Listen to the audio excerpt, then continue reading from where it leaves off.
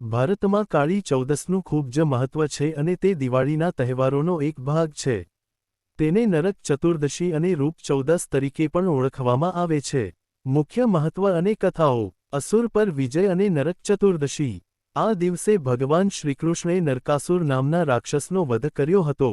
નરકાસુરે 16,000 કન્યાઓને કેદ કરી રાખી હતી. નરકાસુરના વધ દ્વારા ભગવાન કૃષ્ણએ પ્રજાજનોને તેના ત્રાસમાંથી મુક્ત કર્યા હતા. આ વિજય અનિષ્ટ પર સારાની જીતનું પ્રતીક છે. આથી આ દિવસને નરક ચતુર્દશી પણ કહેવાય છે.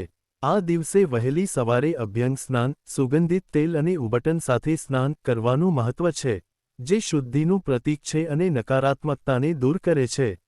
માતા કાલીની પૂજા અને રક્ષણ.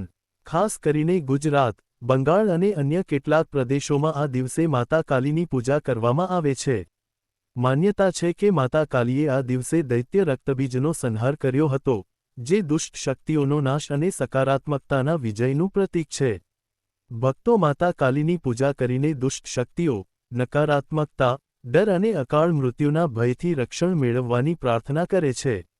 આ દિવસ તાંત્રિક સાધકો માટે પણ વિશેષ મહત્વ ધરાવે છે.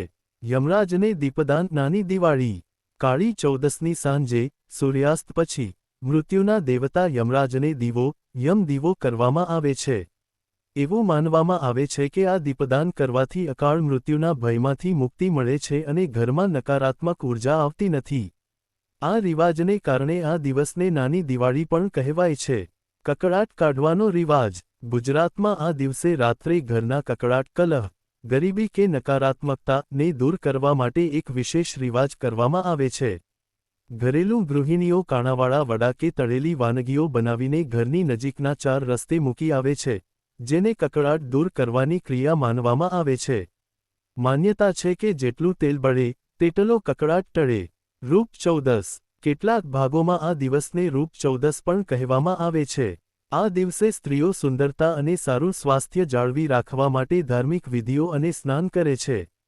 ટૂંકમાં, કાળી ચૌદસ એ અંધકાર પર પ્રકાશના, અનિષ્ટ પર સારાના અને નકારાત્મકતા પર સકારાત્મકતાના વિજયનો તહેવાર છે. તે સ્વચ્છતા, શુદ્ધિ અને રક્ષણ મેળવવાનો દિવસ છે.